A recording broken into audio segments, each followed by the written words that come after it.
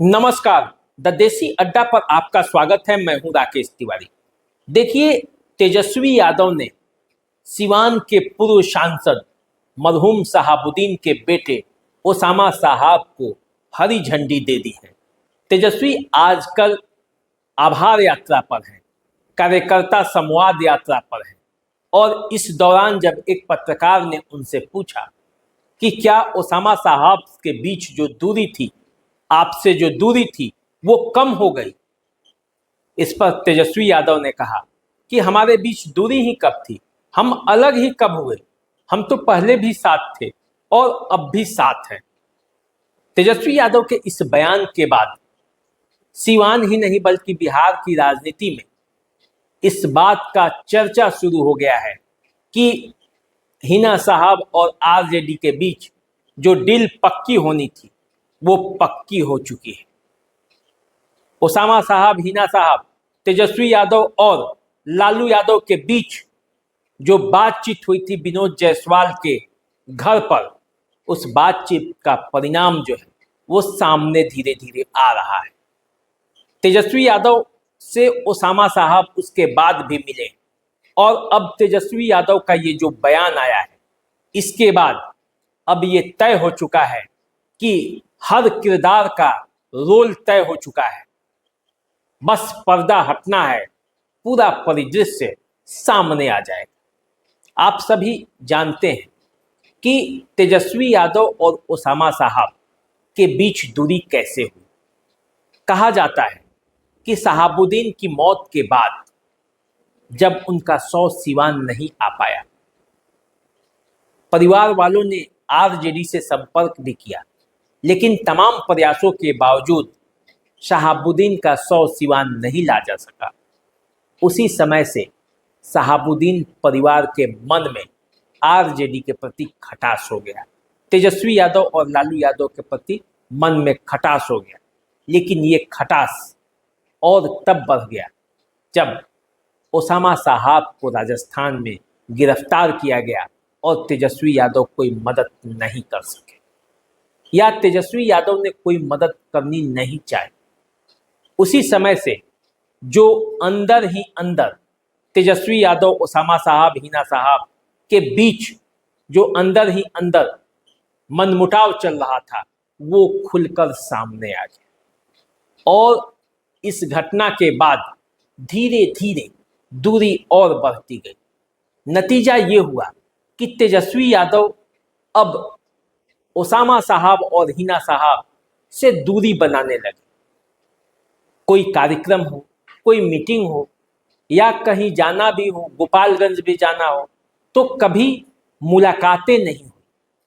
यहाँ तक कि जब तेजस्वी यादव जन विश्वास यात्रा पर निकले थे लोकसभा चुनाव के ठीक पहले, तब सिवान में ही हिना साहब थी, लेकिन तेजस्वी यादव न हिना साहब के घर गए और न हिना साहब तेजस्वी यादव की सभा में गए और दूरी इतनी बढ़ी कि हिना साहब ने ये ऐलान कर दिया कि सिवान में जो लोकसभा का चुनाव होगा वो निर्दलीय प्रत्याशी के तौर पर लड़ेंगे। आरजेडी ने अंतिम समय तक उस सीट पर अपना प्रत्याशी नहीं उतारा, लेकिन अंत में अवध बिहारी चौधरी को टिकट दे दिया। आरजेडी और हिना साहब दोनों एक दूसरे के खिलाफ सिवान में चुनाव लड़े। जनता दल यूनाइटेड की प्रत्याशी विजय लक्ष्मी वहां से चुनाव जीत गई। हिना साहब को भी लगातार चौथी हार मिली और इधर आरजेडी भी लगातार हारते रहा। अवध बिहारी चौधरी तीसरे नंबर पर खिसक गए। सारण से भी रोहिणी आचार्य चुनाव हार गए। गोपालगंज में जो वीआईपी के प्रत्याशी थे वे चुनाव हार गए। कहने का मतलब कि सारण प्रमंडल पूरी तरह से महागठबंधन से साफ हो गया और उसके बाद रणनीति बनी कि आखिर जब 2025 का चुनाव लड़ना है और तेजस्वी यादव को बिहार का मुख्यमंत्री बनना है तो ये संभव कैसे होगा। उसमें भी प्रशांत किशोर की चुनौती, इतनी बड़ी चुनौती, जहां प्रशांत किशोर ने ये ऐलान कर रखा है कि बिहार के 243 सीटों में से 40 सीटों पर वो मुस्लिम उम्मीदवारों को उतारेंगे, क्योंकि उनकी आबादी 18% के आसपास है। तो जिसकी जितनी हिस्सेदारी उसकी उतनी भागीदारी के फॉर्मूला पर प्रशांत किशोर ने मुसलमान वर्ग के नेताओं को, मुसलमान वर्ग के नौजवानों को ये ऑफर दे दिया है। और इस ऑफर के बाद आरजेडी को ये सोचना पड़ रहा है कि कहीं उनका वोट बैंक खिसक न जाए, और इसीलिए तेजस्वी यादव चिंतित है। और तभी हिना साहब और ओसामा साहब से ये प्रयास किया गया कि फिर से दोनों में एकजुटता हो जाए, जो मनमुटाव था वो कम हो जाए, वो दूर हो जाए, और फिर से हिना साहब पूरा जोश के साथ आरजेडी के लिए काम करने लगे। क्योंकि जब हिना साहब निर्दलीय प्रत्याशी के तौर पर चुनाव लड़ी थी, तब भी आरजेडी ने उन्हें पार्टी से निकाला नहीं था, न इसकी घोषणा की थी। तो इस तरह से देखा जाए तो हिना साहब आरजेडी में अभी भी बनी हुई है और आरजेडी की ही कार्यकर्ता है। वैसे भी हिना साहब ने चुनाव के दौरान कभी भी लालू यादव के खिलाफ नहीं बोली। तो इस तरह से देखा जाए तो दोनों परिवारों के बीच फिर से मिलन हो सकता है, और इस मिलन का जो फॉर्मूला सेट हुआ है उसमें है कि ओसामा साहब विधानसभा का चुनाव लड़ेंगे और उन्हें रघुनाथपुर से विधायक बनने के लिए टिकट दिया जा सकता है। हिना साहब विधानसभा का चुनाव नहीं लड़ेंगी।